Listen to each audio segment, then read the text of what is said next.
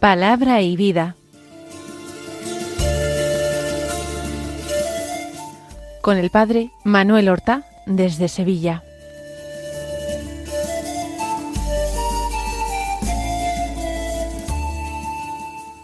En el nombre del Padre, y del Hijo, y del Espíritu Santo. Amén. Alabados sean Jesús y María. Muy buenos días, queridos amigos, oyentes de Radio María y seguidores del programa Palabra y Vida. Un programa que realizamos hoy, que es martes de la 21ª semana del tiempo ordinario. Este martes es día 29 de agosto. Nos encontramos al final de agosto, que es un mes eminentemente vacacional. Y ya es momento de ir pensando en retomar las viejas y sanas rutinas que nos acompañarán todo el curso. Es preciso acompasar nuestras vidas a esto que he llamado yo buenas y sanas rutinas, donde todo debe encontrar su momento, todo debe encontrar su espacio, su ocasión. Debemos, al comienzo de un nuevo curso, disponernos a preparar un pequeño, sencillo plan de vida, organizarnos, para que nos dé tiempo a todo, para poder poner en práctica tantos buenos propósitos que traemos seguramente en nuestras maletas o mochilas veraniegas. Por otra parte, el 29 de agosto la Iglesia celebra la memoria del martirio de San Juan Bautista. Es un santo, el precursor del Señor, que tiene dos fiestas en el calendario litúrgico. La fiesta de su nacimiento, que es el 24 de junio, y la memoria de su martirio, el 29 de agosto. Como es una memoria, se pueden tomar las lecturas continuadas, pero pienso que al ser una muy importante memoria, podríamos tomar las lecturas específicas de la memoria. Más aún, el Evangelio debe ser obligatoriamente el de la memoria. La primera lectura es del profeta Jeremías, en concreto del capítulo primero, los versículos 17 al 19, que dicen así: En aquellos días me vino esta palabra del Señor: Cíñete los lomos, prepárate para decirles todo lo que yo te mande. No les tengas miedo, o seré yo quien te intimide. Desde ahora te convierto en plaza fuerte, en columna de hierro y muralla de bronce, frente a todo el país, frente a los reyes y príncipes de Judá, frente a los sacerdotes y al pueblo de la tierra. Lucharán contra ti, pero no te podrán, porque yo estoy contigo para librarte, oráculo del Señor. Hemos escuchado la vocación del profeta Jeremías. Juan Bautista fue un profeta, no cualquier profeta, sino, como Jesús aseguró, el mayor de los profetas, el mayor, el más grande, el definitivo, el último. Todos los otros profetas, incluido Jeremías, señalaron al Mesías de lejos, quiero decir, a la distancia de siglos. Mientras que Juan Bautista pudo perfectamente señalarle con la mano y decir a sus propios discípulos: ese es el Cordero de Dios, el que quita los pecados del mundo. Ese es aquel de quien yo he dado testimonio. Ese es el que yo he confesado que era más grande que yo y que no soy digno de inclinarme ante él para desatarle la correa de sus sandalias. Ahí está la grandeza de Juan.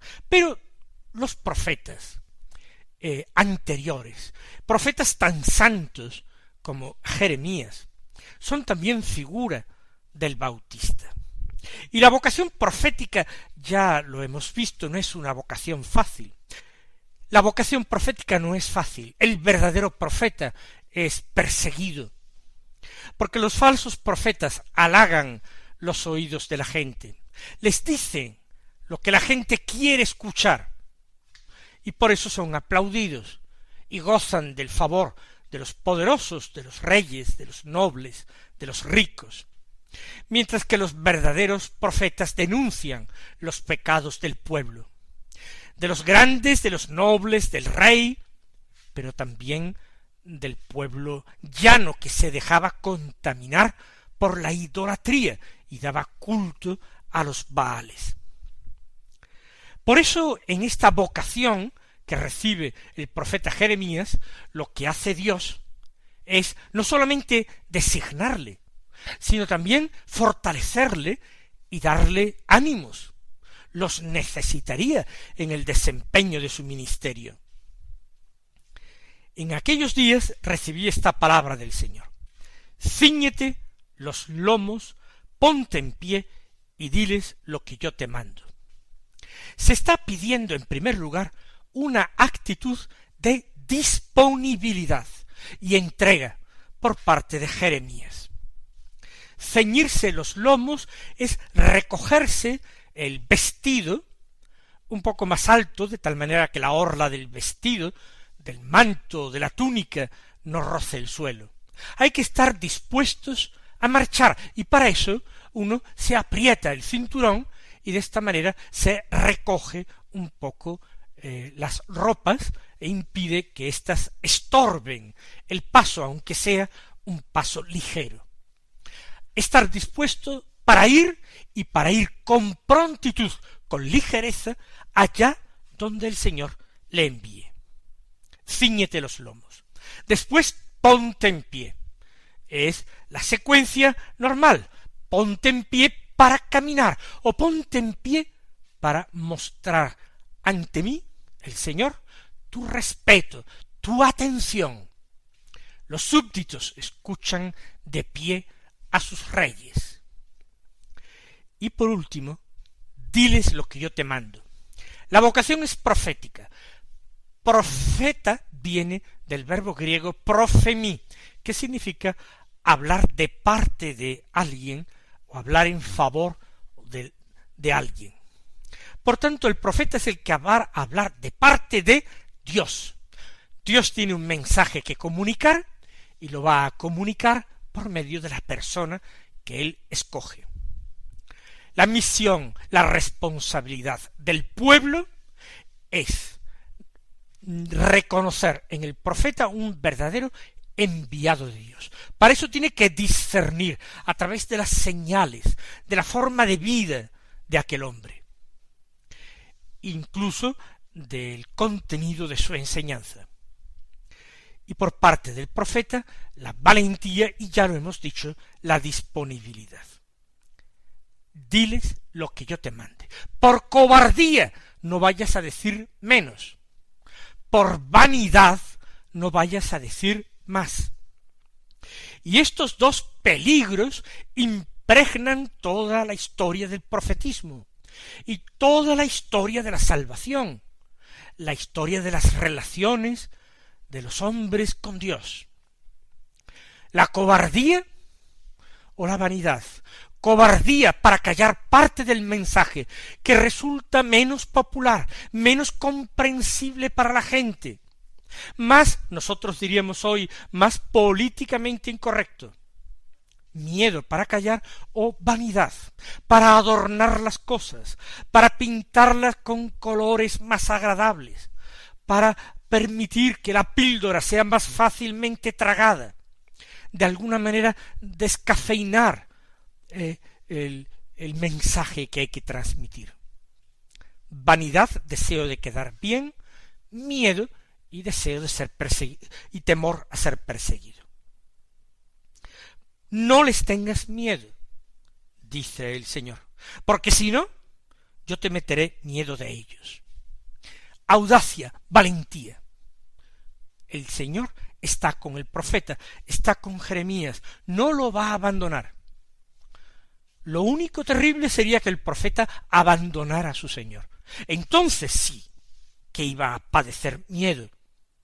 Pero mientras se mantenga fiel al Señor, mientras siga exactamente sus instrucciones, no tiene nada que temer porque está a su lado, está con él el fuerte de Israel. Si no, yo te meteré miedo de ellos. Mira que yo te convierto hoy. Es gracia de Dios. No es que el profeta haya evolucionado humanamente, no. El Señor se lo concede de golpe y porrazo. Yo te convierto hoy, por mi palabra, con mi palabra te convierto en plaza fuerte, columna de hierro, muralla de bronce. Es la idea de la fortaleza, de la solidez, plaza fuerte, inexpugnable, es imposible que los enemigos la conquisten. Yo te convierto en plaza fuerte, columna de hierro. ¿Quién la derribará si está firmemente cimentada en tierra y la columna es de hierro? ¿Quién logrará doblarla? Muralla de bronce. Ni las máquinas de guerra, ni las flechas incendiarias, ni catapultas, ni ningún otro ingenio militar puede contra una muralla que sea de bronce. Pues todo eso es la imagen o el símbolo que emplea Dios para asegurarle a Jeremías la fortaleza que va a tener a partir de ese momento y el apoyo del mismo Dios de que va a gozar. Pero te convierte en todo esto frente a todo el país, frente a los reyes y príncipes de Judá, frente a los sacerdotes y la gente del campo. Es decir, contra todos, contra grandes y pequeños, nobles o plebeyos, ricos o pobres. Te convierto en tal cosa. No van a poder contigo, ni los reyes de la casa de Judá, ni los sacerdotes. Son personajes ungidos. Tanto el rey en el reino de Judá como los sacerdotes eran ungidos del Señor. Pero se calcula de que ellos, aun siendo ungidos, puedan perseguir al verdadero profeta. De hecho, así fue con Jesús. Jesús murió víctima de la conjura de los representantes de su pueblo, de la nobleza y de los sacerdotes de su pueblo. Frente a ellos, pero también frente a la gente del campo, a la gente sencilla, también frente a ellos, yo te sostengo y te hago fuerte. Lucharán contra ti, eso seguro. No ha habido profeta que no haya sido combatido, despreciado, calumniado, encarcelado. Lucharán contra ti, pero no te podrán. No te podrán porque yo estoy contigo para librarte. Eso sí, nosotros sabemos que el auxilio que presta el Señor no es siempre el bienestar físico. La persecución de los profetas llevó en muchísimos casos a la muerte de estos, o al destierro, al martirio. Sin embargo, esa fortaleza y esa salvación que ofrece el Señor no es simplemente una seguridad humana, un bienestar terreno. El Señor les está prometiendo la participación en un proyecto mucho más grandioso. Les está prometiendo su ciudadanía en un reino que no es el de Judá, sino que es el reino de Dios.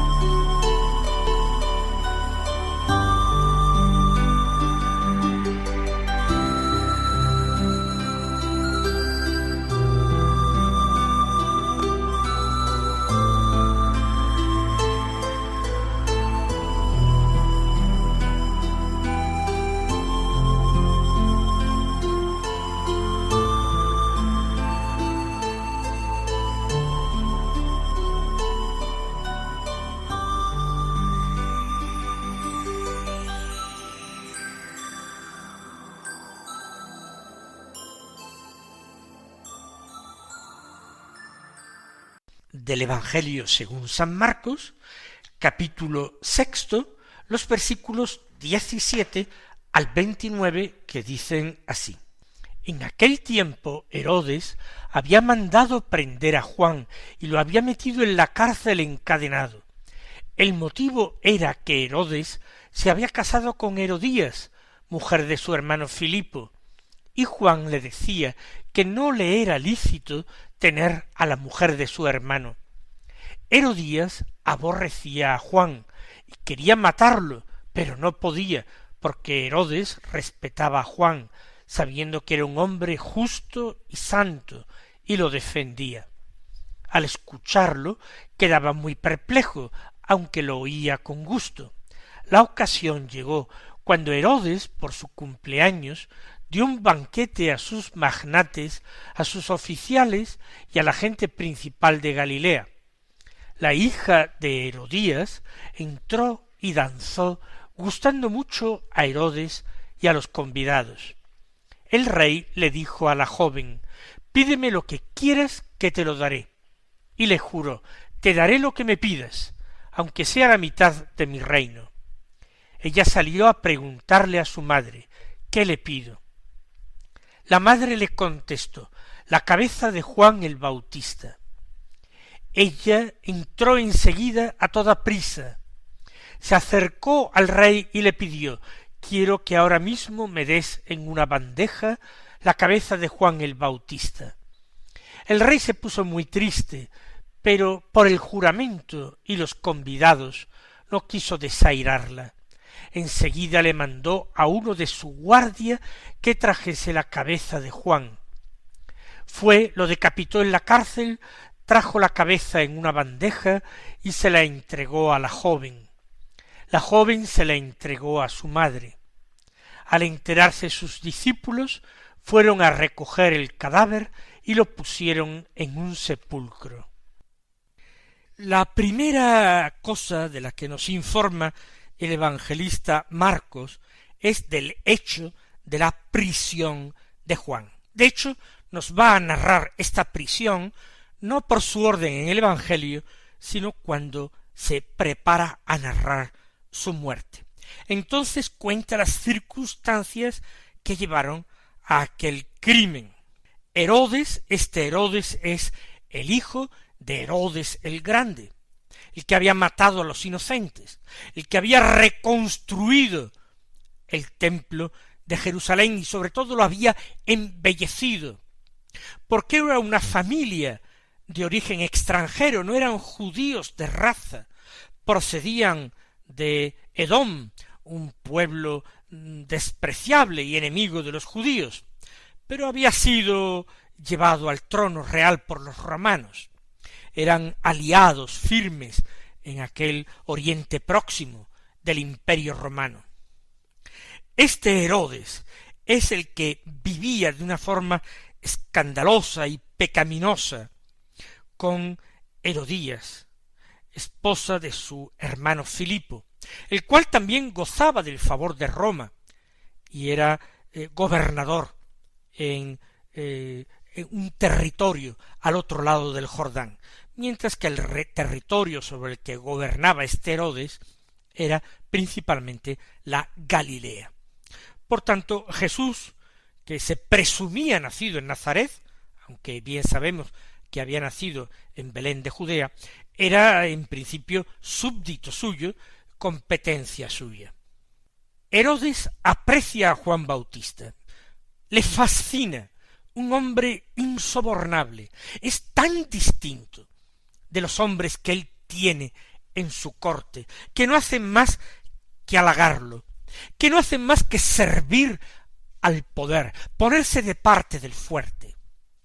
Juan es totalmente distinto a los hombres que conoce Herodes. Él sirve a la verdad.